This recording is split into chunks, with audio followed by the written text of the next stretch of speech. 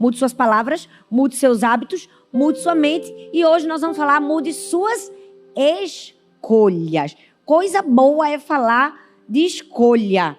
Mulher, às vezes, tem uma certa dificuldade de fazer escolhas, verdade ou não?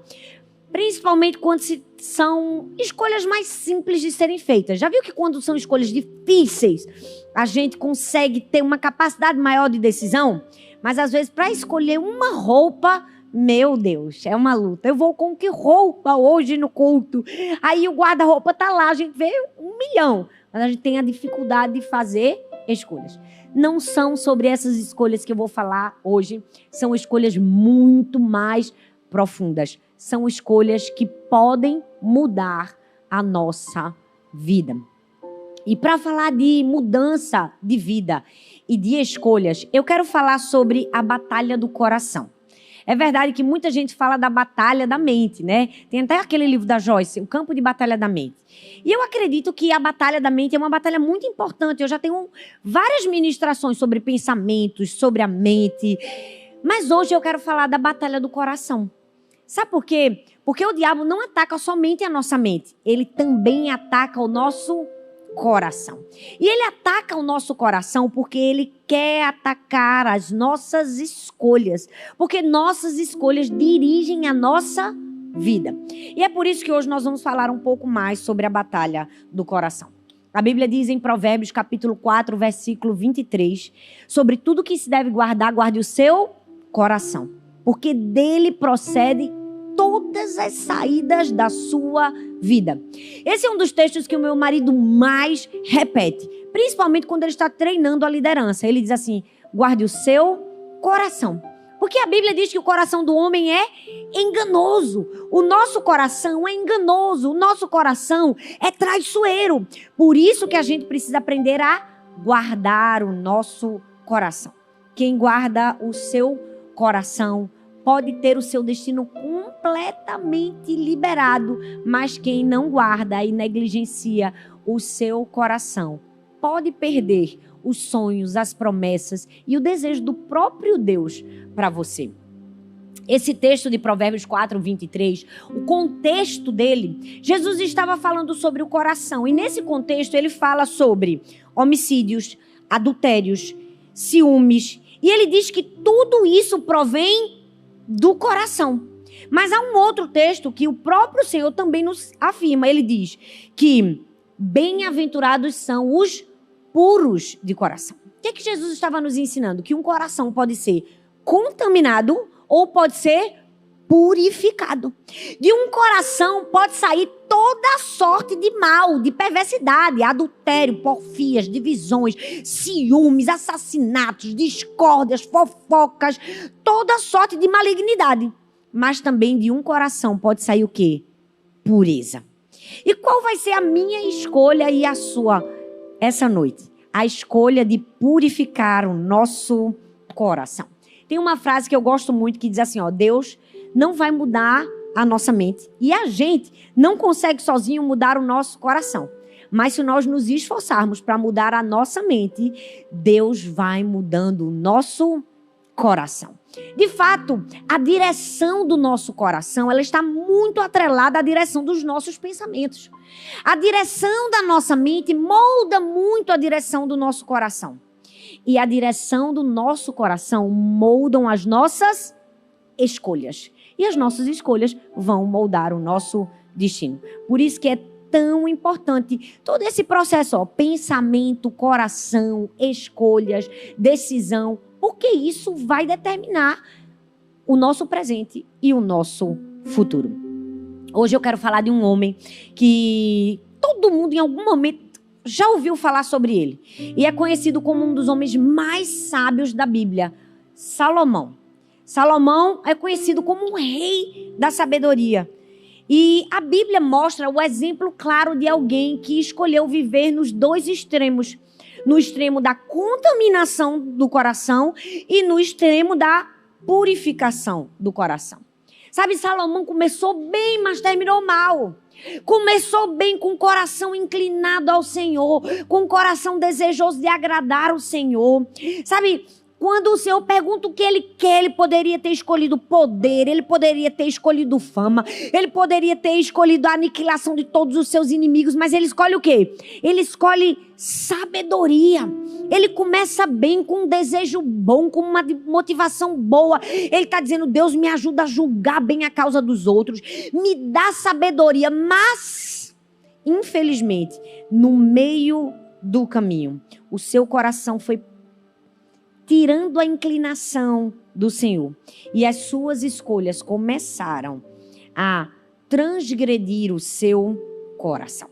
Hoje nós vamos falar de Salomão, de algumas escolhas erradas que ele fez e que nós não podemos tomar como exemplo. É muito bom falar de alguém que é exemplo, de alguém que é um marco, de alguém que é uma referência, daquilo que a gente deve olhar e se inspirar. Mas é importante também falar de alguém que foi um péssimo exemplo, que foi um mau exemplo, para que a gente nunca caia nesse mesmo erro.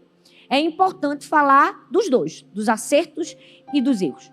Mas quem foi Salomão? Salomão foi o filho de Davi com Batseba. Aí logo no começo, a sua origem já mostra a graça de Deus, vamos falar a verdade. Porque Deus escolhe Salomão para ser o rei, o filho de uma mulher que foi protagonista, talvez, do pior erro de Davi, de um grave pecado. E mesmo assim, a misericórdia, a graça e o favor divino escolhe Saul para ser rei. Saul foi filho de Davi e filho de Batseba, mas também foi rei de Israel.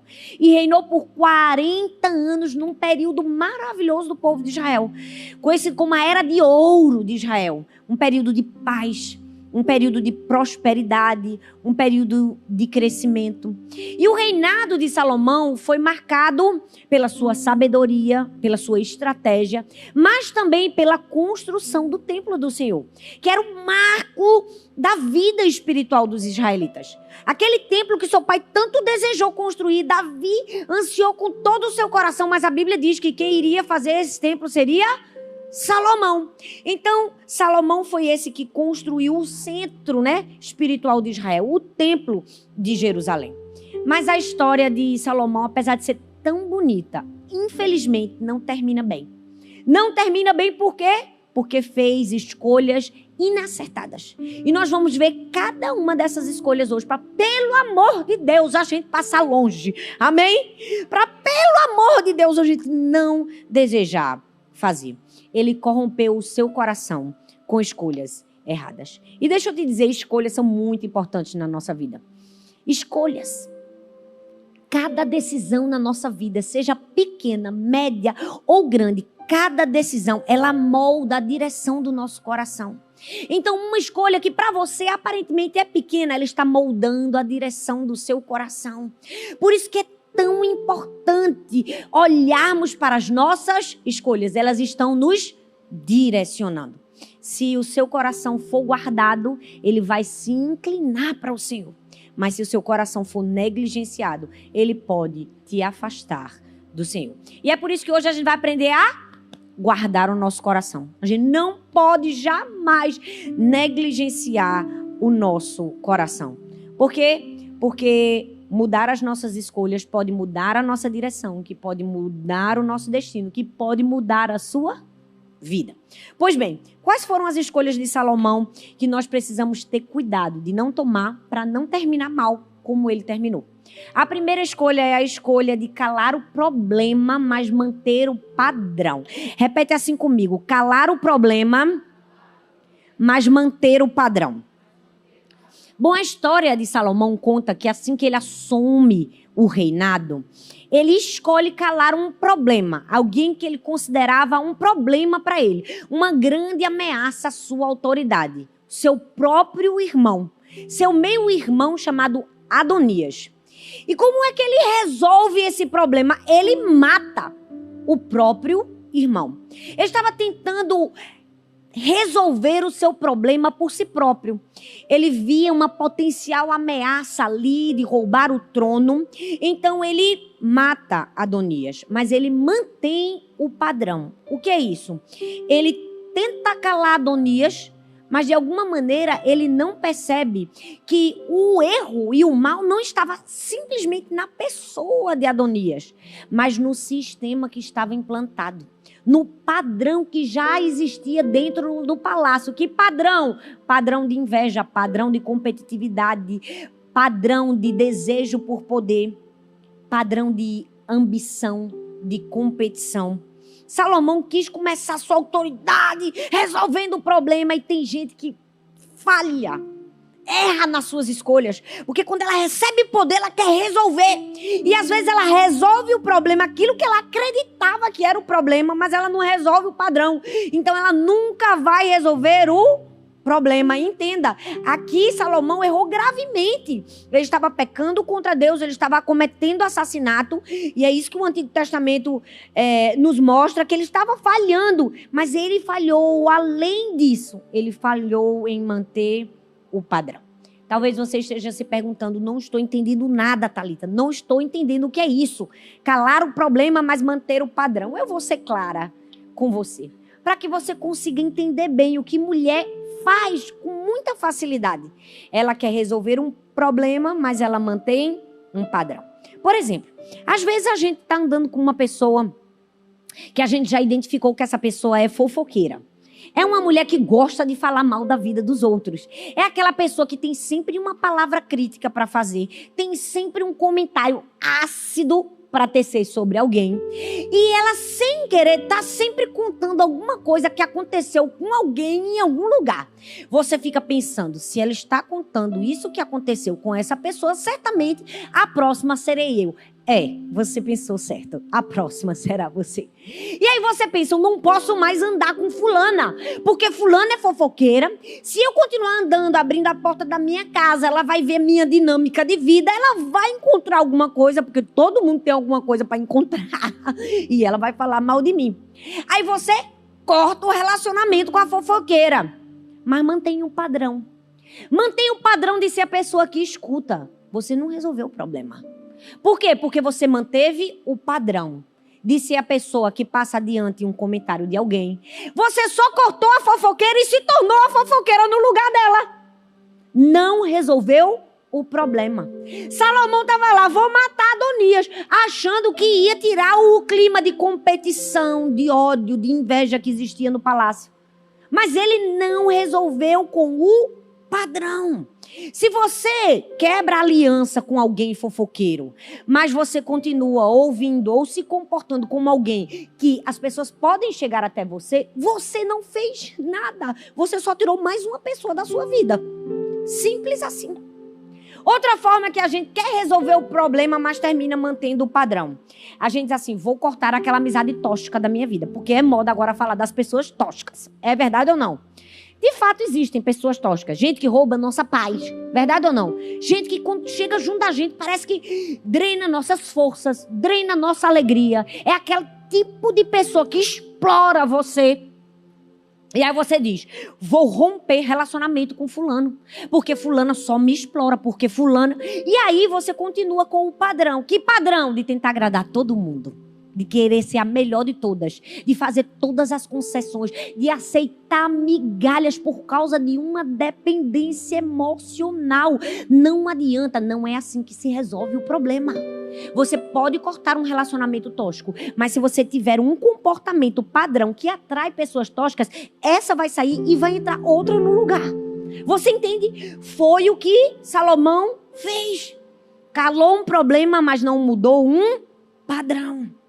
Às vezes a gente muda de ambiente, mas não muda de comportamento. Muda de ciclo, mas não muda a maneira como a gente se enxerga, como a gente se vê. Salomão quis lidar com um problema sem lidar com a raiz do problema. Sem arrancar a árvore do jeito certo. E sabe, Deus não quer somente te livrar do Adonias. Deus quer mudar a cultura do palácio. Entenda. Eu não estou fazendo apologia a assassinato, pelo amor de Jesus, quando eu falo que Deus não quer te livrar somente do Adonias. Deus está nos ensinando que Ele não quer livrar a gente somente do problema. Ele quer nos ensinar a mudar o padrão. Não é resolver simplesmente um problema.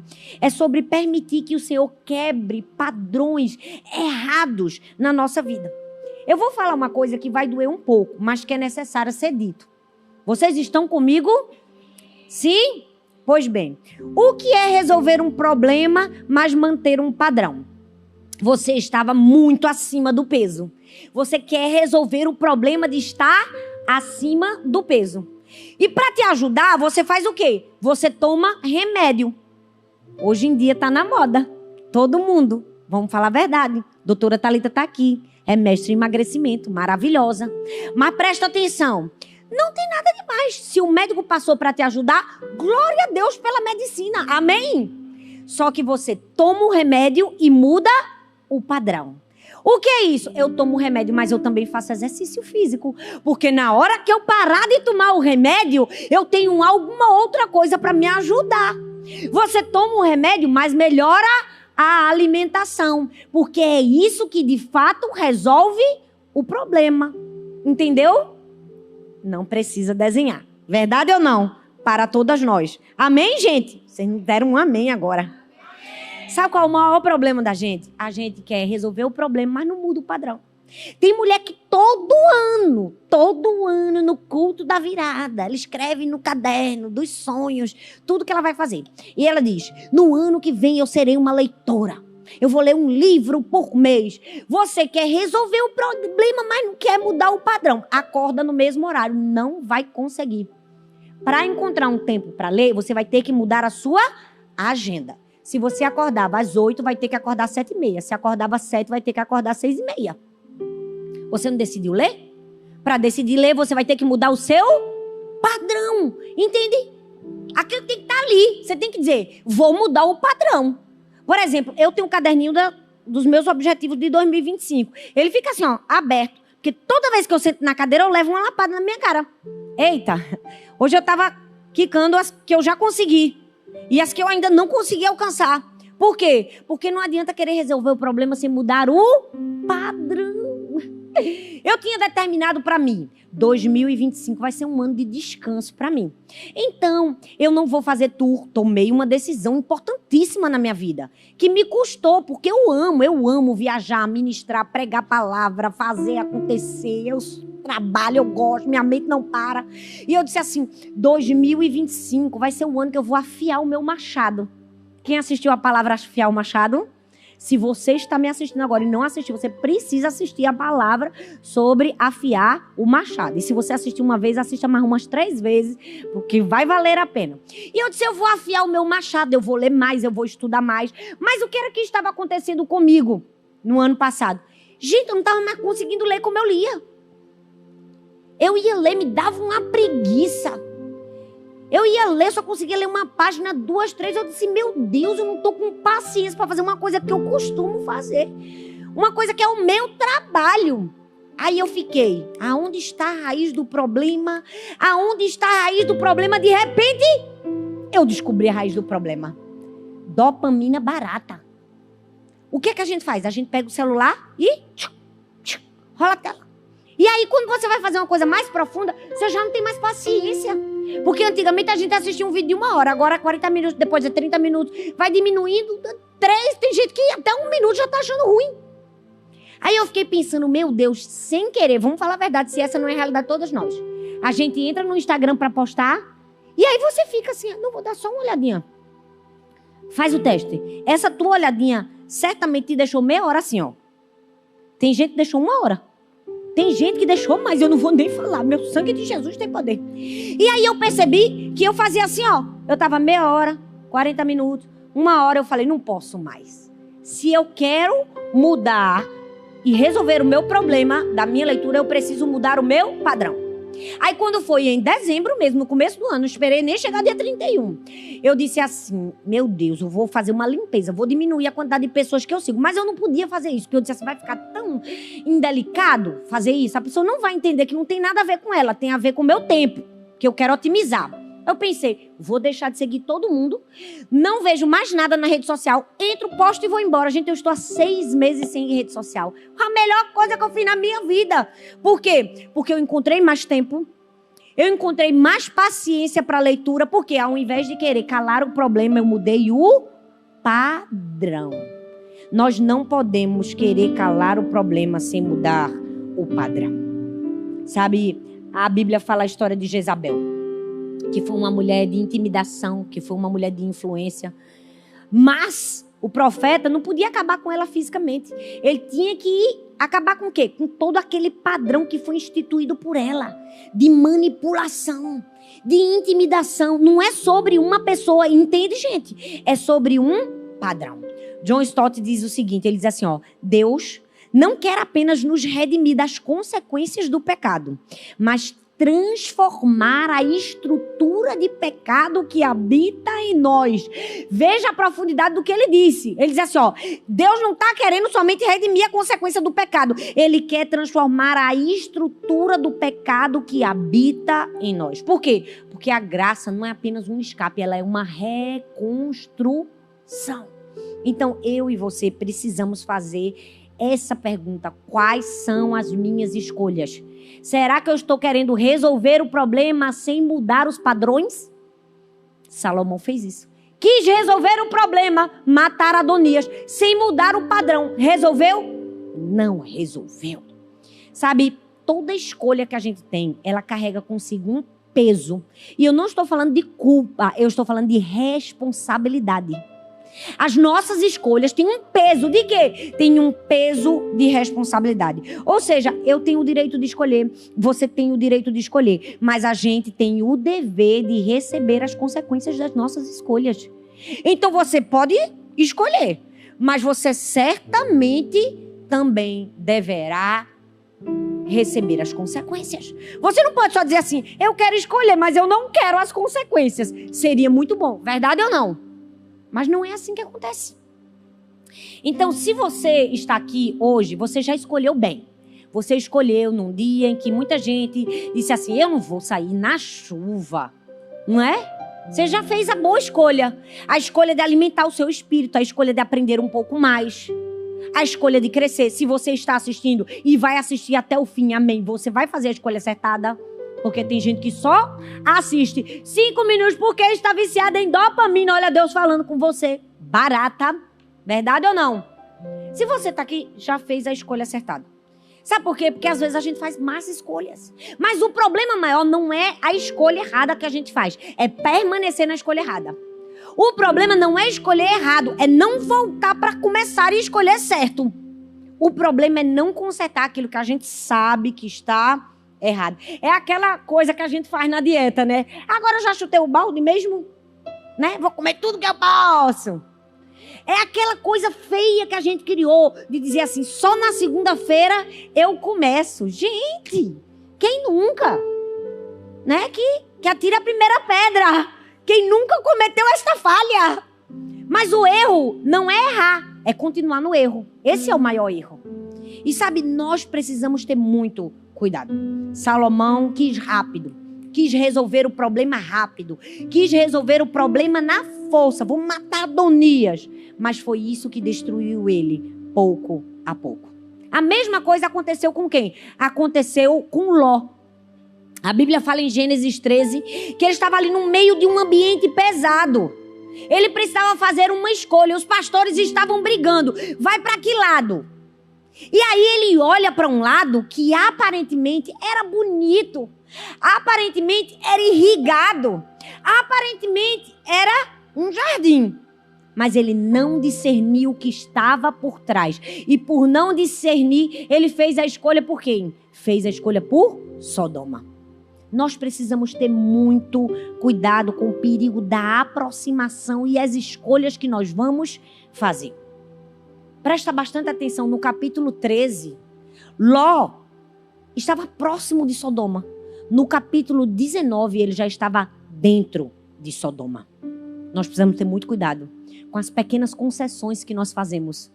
Com as conversas que a gente acha que não tem problema nenhum. Quando a gente vê, a gente está próximo. Daqui a pouco, nós estamos dentro, presos e certamente sairemos feridos. Foi isso que aconteceu com Ló. Foi fazendo aqui, uma concessão aqui, outra concessão ali. Ele estava na frente de Sodoma. Quando ele se viu, já estava em Sodoma e mais. Já estava caindo no erro, porque o texto vai continuando.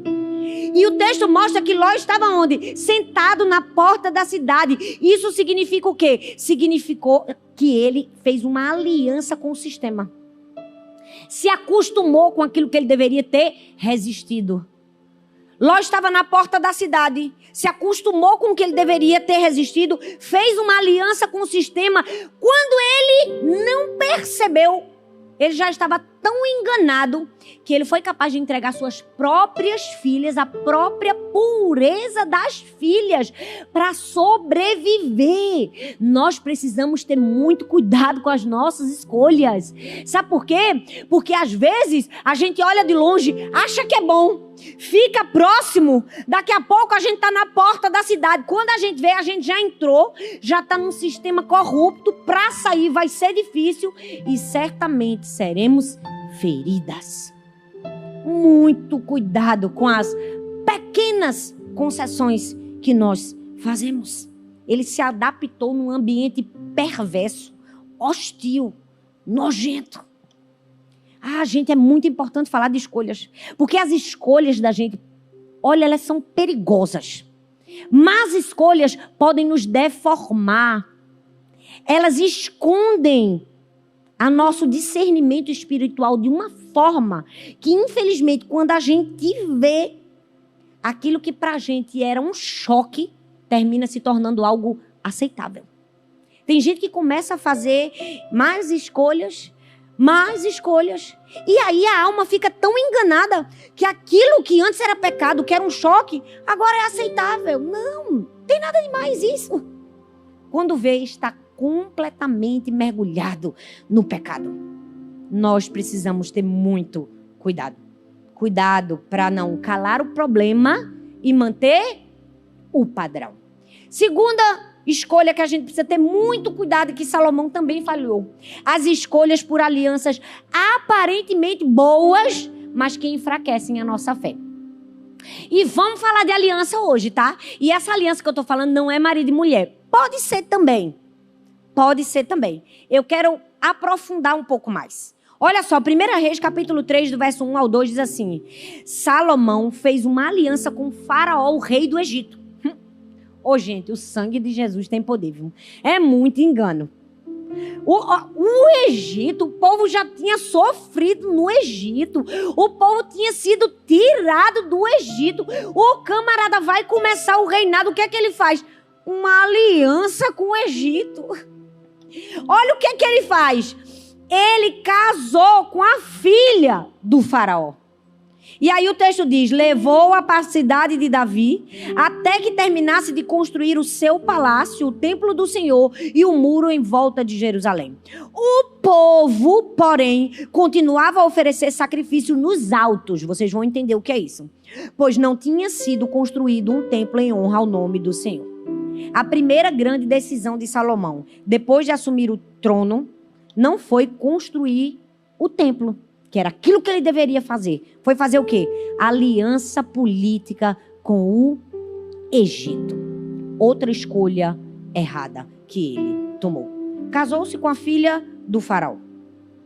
Historicamente, era aceitável. As alianças e os acordos de paz eram feitos assim, né? Um casava com o filho do outro. Era assim que se fazia. Mas qual é o problema aqui? O problema aqui é espiritual. Por quê? Porque o povo do Egito sempre foi símbolo de quê? De escravidão, de idolatria, de opressão contra o povo de Deus, contra o povo de Israel. E ele nem sequer pensa nisso.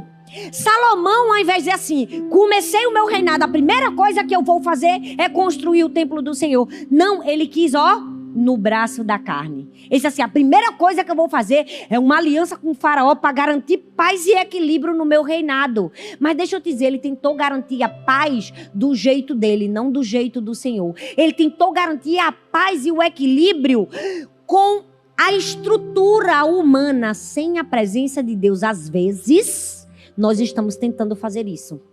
Nós estamos tentando conseguir estabilidade, seja ela qual for, à custa do nosso esforço, daquilo que a gente faz, sem ser a presença de Deus na nossa vida. Ele escolheu o quê? Escolheu a diplomacia ao invés da devoção. E existe um grande risco quando eu e você escolhemos a diplomacia. Alianças aparentemente boas.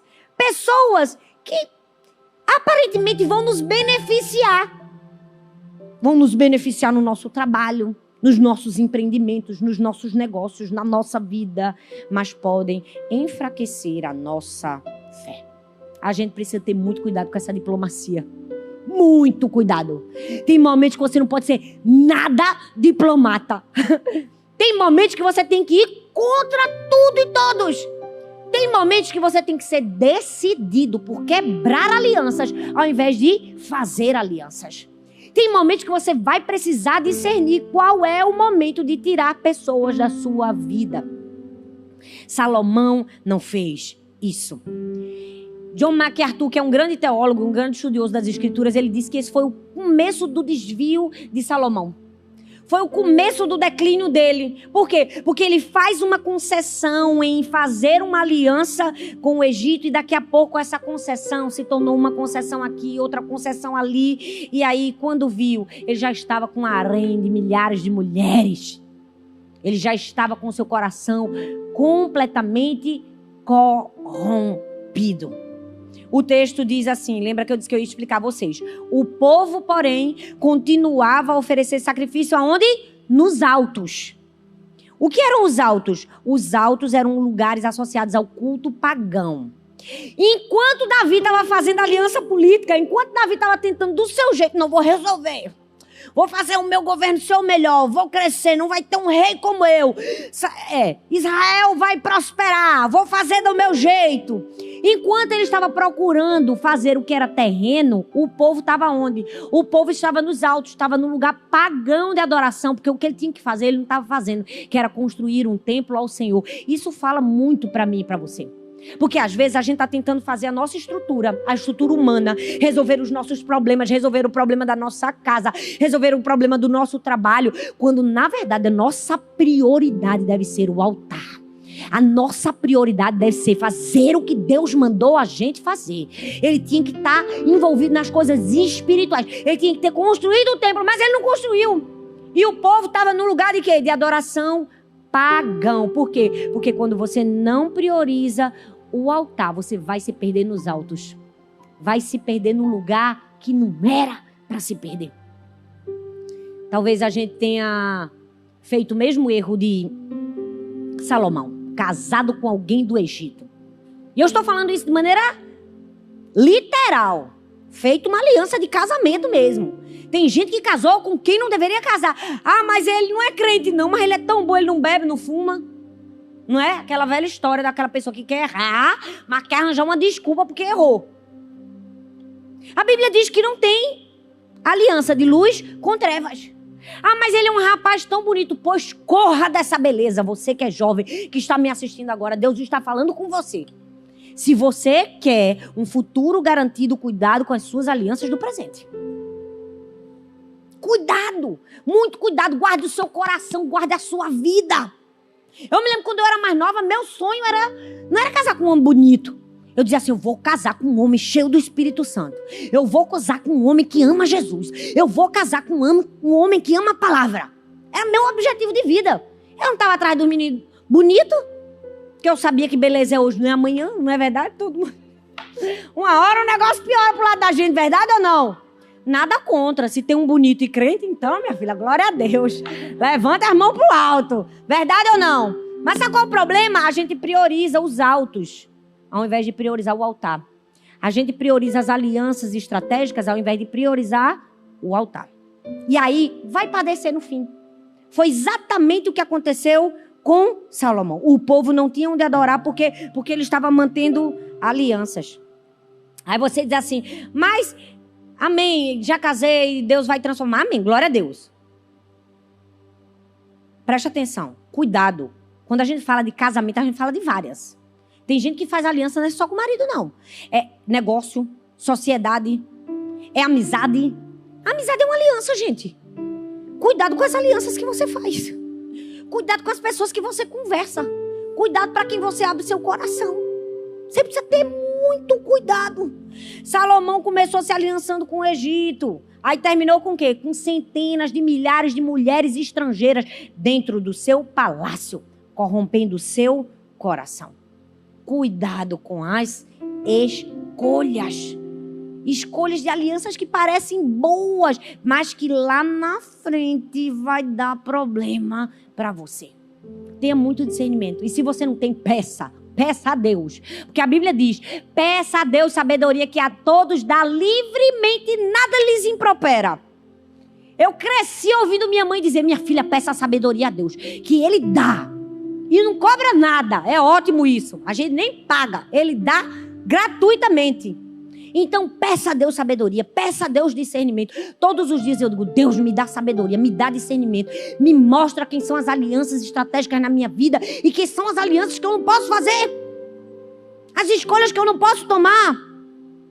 Não se iluda, eu acho que nessa vida de rede social as pessoas pensam que sabem tudo da vida da gente, verdade ou não? Não tem gente que acha que sabe tudo? Que você postou ali momentos, eu falo, gente, Soma quantos minutos tem cada pontinho daquele. Se você postar 10, foi 10 minutos. Se você postar 20, que é muito, eu garanto a você que 20, quando eu posto 20, eu digo, menina, eu tava falante. Mas 20 é 20 minutos. 20 minutos de um dia de 24 horas. Então não reduza ninguém a 20 minutos. Tem gente que diz, eu sei quem são suas amigas. A minha mesmo ninguém sabe. Porque minhas alianças verdadeiras são todas ocultas e escondidas. Sabe por quê? Porque, infelizmente, nem todo mundo tem discernimento. E se tem uma coisa que você precisa ter, é discernimento. Ontem eu estava lá em casa com 2 amigos. Eu digo, vamos orar aqui. Porque Deus me mostrou umas coisas aqui. Gente, mas Deus começou a mostrar uma, foi mostrando 2, 3, 4. Quando a gente viu, já era 1h da manhã. Nós estávamos lá no jardim, orando no meio do escuro do breu, da mata. Orando em cima de árvore, de tudo que é coisa. Eu digo, vamos voltar, Jesus, que amanhã eu vou pregar, meu Deus. Aí eu vou mostrar o meu momento ali? Vou nada. De jeito nenhum. Sabe por quê? Porque tem muitas pessoas que não sabem fazer as escolhas acertadas da sua aliança. E foi o que Salomão fez. Tenha cuidado para não escolher alianças que aparentemente são boas. Aparentemente tem benefício, mas enfraquece a sua fé. Cansei de recusar tanta coisa na minha vida que eu dizia assim, Deus me livre. Pode parecer muito bom isso aqui, mas lá na frente, eu quero estar longe. E por fim, a escolha que a gente precisa ter muito cuidado, fugir, e que Salomão caiu no mesmo erro. A escolha de governar, mas não se deixar ser governado por Deus. 1 Reis, capítulo 3, versículo 9, diz assim, dá ao teu servo um coração compreensivo para julgar o teu povo, para que prudentemente discirna entre o bem e o mal. Gente, parece bonito, mas não é 100%. Presta atenção que eu vou mostrar a você. Olha o que Salomão pediu. Essa oração de Salomão em Gibeão é um marco na vida dele. É um marco na vida de qualquer pessoa que ouve falar de Salomão. Porque ele diz assim, ó, Senhor, dá ao teu servo um coração compreensivo para julgar o teu povo. Ele não pediu riqueza, ele não pediu poder, ele não pediu a morte dos inimigos. Ele pediu o quê? Sabedoria. E Deus atendeu a ele ao ponto de dar sabedoria e dar muito mais. Dar riquezas, dar poder, dar fama. Verdade ou não, gente? Só que, entenda, para que foi que ele buscou? Ele disse assim, ó, para julgar o teu povo. Ele pede sabedoria para liderar. Ele sabia que ele ia liderar. Ele sabia que era uma nação. Ele sabia que ele havia recebido aquilo do pai dele. Ele sabia, a motivação era certa. A motivação era certa. Ele estava dizendo assim, Deus, agora vou ser rei, eu preciso saber julgar, me dê sabedoria. Mas sabe qual é o problema? Ele se esqueceu de pedir sabedoria para julgar ele. Aí ele queria julgar todo mundo e se esqueceu que a pessoa principal era ele. Ele aprendeu a olhar para a vida de todo mundo e se esqueceu de olhar para dele. O problema da gente é que às vezes a gente está pedindo a Deus sabedoria para resolver o problema dos outros e se esqueceu de pedir sabedoria para resolver o nosso problema. Porque às vezes a mulher tem uma mania feia de querer resolver o problema do marido, verdade ou não? Ela quer transformar tudo que ela odeia no marido e se esquece de fazer isso primeiro consigo mesma. Verdade ou não? Porque vamos falar a verdade. Os maridos têm umas manias chatas que irritam a gente. Tem ou não tem? Mas se a gente for olhar para as nossas, Verdade ou não? Sabe qual é o maior problema da gente? Tá sempre olhando porque a gente pode consertar no outro. Se a gente estivesse com os nossos olhos fitos em nós mesmas, a gente tava assim, ó, feito foguete. Crescendo, avançando, melhorando cada dia. Mas sabe que a gente não melhora porque a gente quer resolver a vida do outro? A gente quer resolver a vida da pessoa que não pediu uma opinião. A gente quer... Verdade ou não? Quer apontar a roupa do outro, se o outro emagreceu, se não emagreceu. O comportamento de fulana, de beltrana. Eu quero saber da vida de ninguém. Quem chega pra mim, pra me contar a fofoca, eu digo, está perdendo o seu tempo, minha querida, porque eu tenho uma lista gigantesca de erros para transformar em mim primeiro. E eu estou focada em mim, no meu crescimento e no que eu posso fazer para outras pessoas avançarem. Eu não vou ficar um por um tirando piolho. Verdade ou não? Da cabeça dos outros. O meu objetivo é ensinar a palavra. E cada um vai arrancando os seus. Verdade ou não? Porque a gente é pastor. A gente não é babá. Não é? A babá que tem que limpar. Não é? A caquinha. Verdade ou não? Mas o problema é que as pessoas querem uma babá. Aí não cresce, não avança. Já viu aquele menino que tem 12 anos e ainda tem uma babá? Já viu criança assim? Que tem 10 anos, 11 anos e ainda tem uma babá? Gente, aquele menino é um bestalhado. Me perdoa a expressão. Até pra falar é feio, não é? Fala que é aquela vozinha de bebê. Helena tem 6. Hoje eu passei o dia todo ela, não, mamãe, eu fale como uma criança. Use as palavras, você não é bebê pra ficar chorando. Eu falo direto pra ela, use as palavras, Helena. Quem usa o choro é o bebê que não sabe falar. Quem sabe falar, usa as palavras. Então tá na hora da gente usar as palavras e buscar sabedoria não pros de fora, mas pra você mesmo. Eu quero deixar algo muito importante aqui pra vocês. Eu tava lendo o texto e percebi algo. Em 1 Reis, capítulo 6, o versículo 38, diz que Salomão levou 7 anos para construir o templo do Senhor. Mas em 1 Reis 7, logo em seguida, no versículo 1, diz que ele levou 13 anos para terminar sua própria casa. À primeira vista, parece que ele priorizou a casa de Deus. Parece que ele fez primeiro a casa do Senhor. E de fato ele fez primeiro. Mas ele gastou 7 anos na casa do Senhor e 13 anos na casa dele. E isso falou algo muito forte comigo. Às vezes, chega a me arrepiar aqui. A gente tá gastando 7 anos com as coisas de Deus e 13 com as nossas.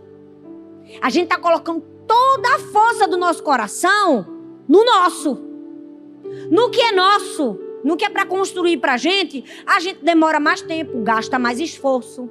Sendo que aquilo que deveria ser prioridade para nós, deveria ser as coisas de Deus. Matthew Henry e Charles Spurgeon, eles destacam Salomão como um clássico exemplo de alguém que tinha dons, talentos, mas que nada disso era substituído sem obediência ao Senhor. Spurgeon disse assim, a sabedoria sem graça é como uma espada sem bainha. Pode ferir até quem carrega. Henry comenta, ele disse assim, Salomão começou bem, mas não perseverou. A sabedoria foi seu trampolim, ele voou. Mas a desobediência foi a sua queda. Nós precisamos pedir a Deus sabedoria, mas precisamos obedecer, porque sabedoria sem obediência vai levar à queda. É preciso ter obediência. Nossa maior guerra não é contra as pessoas, não é contra as circunstâncias. Nossa maior guerra é contra nós mesmos. Contra as escolhas desviadas do nosso coração, contra as tendências para o mal que a gente tem. Tem gente que diz assim, pastora, misericórdia, a senhora está quente hoje. Não, eu só estou trazendo uma palavra verdadeira de exortação. E que coisa boa é ser exortado. Eu pelo menos amo, porque cada exortação é um símbolo do amor de Deus por mim. Todas as vezes que Deus diz, Thalita, eu estou vendo, hein? Eu digo, Deus, eu sei que o Senhor me ama, porque só quem ama repreende. Aquela pessoa que quer ver o mal da gente, até quando a gente tá errando, ela diz que a gente tá bonito, já viu? A gente tá com a roupa inadequada, ela tá linda a sua roupa, porque ela quer que você repita. Eu não tô falando mentira não, viu? Que eu já cansei de ver gente assim, já passou assim na minha vida, assim, Sabe quando você pinta o cabelo, que fica horrível? Porque todo mundo em algum momento já fez uma desgraça no cabelo, fez ou não fez? Fez. Sabe aquele momento que você não combinava com o ruivo? Aí você vai pinta de ruivo. A pessoa que é o teu mal, ela faz, você ficou linda. Ficou linda, nada. Quem te ama de verdade diz, ficou feio. Vai, semana que vem resolver isso agora urgente. Não fica desse jeito. Amiga que ama de verdade, fala a verdade. Verdade ou não? Desconcerta, amiga, não deu certo. Agora, quem não ama, afaga. Diz que você tá linda pra você continuar do mesmo erro. A gente precisa olhar pra nós mesmos. E aí, o que é que a gente precisa fazer? A gente precisa render a nossa vida em submissão a Deus. Sabe, quando a gente escolhe se submeter a Deus e resistir ao diabo, ele foge da gente. A nossa vida tem que ser uma vida de submissão a Deus. Cada escolha que você vai fazer, você tem que dizer, Deus, eu faço essa escolha. Deus, eu vou por esse caminho. Deus, é esse lugar. Parece até simples dizer, mas é necessário dizer. Você tem que consultar a Deus para fazer suas escolhas. Eu pergunto a Deus, Deus, eu queria muito viajar nas minhas férias para esse lugar. O senhor acha que eu deveria ir? O senhor me autoriza a ir? Porque se eu for para o lugar pela minha própria vontade, o negócio pode dar ruim no lugar, verdade ou não? Pode estourar uma guerra. Vai que eu estava com vontade de ir para a Ucrânia e me meto lá. Porque o coração do homem é enganoso. Consulte Deus. Se submeta a Deus. Cada escolha que você vai tomar na sua vida, até uma bolsa que você for comprar, você pergunta a Deus se você pode comprar. Como assim? Mas é o meu trabalho, eu ganhei. Não. Você é mordomo de tudo que você tem. Nada é seu, tudo é do Senhor. Nada. Quando eu vou comprar uma bolsa, eu digo, Deus, eu posso. Eu tô aqui há 2 anos e pouco. Eu falei, Deus, não vou comprar nada. Só para me ensinar que na terra do consumo, eu não vou me render a mamão. Não vou. E até algumas que eu tenho eu vou vender. Vendi tudo. Peguei minhas bolsas, fiquei com 3. Até umas que eu dei a Tati para ela vender. Tem 2 com ela. Vende, Tati, em nome de Jesus. Sabe por quê? Porque a gente precisa se submeter a Deus. A gente tem que dizer, Deus, eu posso isso? Deus, eu vou para esse lugar? Deus, eu estreito aliança com essa pessoa? Deus, eu me torno amiga dessa? Qual o problema da gente? A gente vai fazendo o nosso caminho. Aí quando vê, destruição e queda. Você precisa estar submissa ao Senhor. Fazer suas escolhas submissa ao Senhor. Não é porque eu fiz que você tem que fazer. Cada um, Deus tem uma escolha diferente. Você tem que perguntar para Deus. Verdade ou não? Sim. E como é o caminho de volta? Se você errou, se você falhou, se você matou o Adonias, se você foi parar em Sodoma. Porque acontece. Não vamos falar que não acontece. Que acontece. Às vezes a gente toma escolhas erradas quando a gente vê, meu Deus, eu estou em Sodoma. Tem jeito. Tem um caminho de volta. Eu amo que para Deus tudo tem jeito. Até para a morte ele dá jeito. Não é? Dá. Ele dá jeito para a morte. Vida eterna. Não tem nada que para Deus não tenha solução. Qual é a solução? É o caminho de volta. E como é pavimentado o caminho de volta? Humildade e quebrantamento. Eu amo que Salomão, no fim, reconheceu sua vaidade. Ele disse assim em Eclesiastes. Ele disse assim, tudo é vaidade. Tudo é correr atrás do vento. Ele estava dizendo, você pode conquistar tudo. Títulos, fama, poder, dinheiro, bens. Aí ele volta para o lugar de obediência que ele nunca deveria ter saído. Se o pecado foi profundo, o arrependimento tem que ser mais profundo ainda. Se a escolha foi inacertada, a próxima escolha tem que ser mais acertada. Se você não consultou Deus hoje, amanhã, consulte de manhã, de tarde e de noite. Entende? O problema não é cair, é continuar no erro. O problema não é errar, é não consertar aquilo que você sabe que deveria consertar. Escolhas definem destinos. Quais são as escolhas que você tem tomado hoje? Mude suas escolhas, que você vai mudar a sua vida. Então, se você predeterminou em seu coração fazer algo, mude o padrão. Não queira anular o problema sem mudar o padrão. Tenha objetivo. Tenha disciplina. Tenha rotina. Eu preguei sobre mude seus hábitos, mude sua vida. Eu não consigo entender uma pessoa que não tem rotina na vida. Porque rotina é o que nos faz ser bem-sucedidos. Uma pessoa que cada dia faz uma coisa diferente com a vida dela é igual a Zeca Pagodinho, tá deixando a vida levar. Você não pode fazer isso. Você não pode fazer isso. Você é filha do Deus Altíssimo. Você tem que dizer assim, olha, eu tô mirando ali. Pra chegar ali, eu tenho que mudar o padrão. O que é que eu mudo no padrão? Eu faço isso, isso, isso e isso.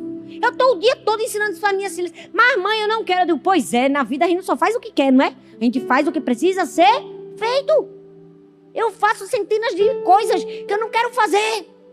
Mas que eu sei que eu preciso tomar escolhas. Cuidado com as suas escolhas. Cuidado com as alianças que você faz. Cuidado com as pequenas concessões. As conversas que parecem inofensivas. Cuidado! Pode jogar você em Sodoma. Cuidado com as suas escolhas. Pavimente o caminho de retorno com humildade. Você pode ficar em pé no seu lugar? Talvez você esteja aqui dizendo assim, meu Deus, pastor, essa palavra foi para mim. Eu preciso mudar as minhas escolhas. Eu preciso escolher melhor tudo. Eu preciso escolher melhor a comida que eu como. O que eu faço com o meu tempo, a hora que eu acordo, a hora que eu vou dormir. Então, mude o padrão. Mude o padrão. Sabe, eu sempre fui uma pessoa muito acelerada. Eu gosto de trabalhar, eu gosto de fazer, eu gosto de acontecer. E às vezes eu dormia tarde. Eu tinha que fazer uma escolha. A escolha de dormir cedo. Gente, foi uma das escolhas mais difíceis para mim. Por quê? Porque eu botava minhas filhas para dormir cedo. Todo mundo dormia cedo. Quando eu recebia o silêncio, eu dizia, agora é minha hora.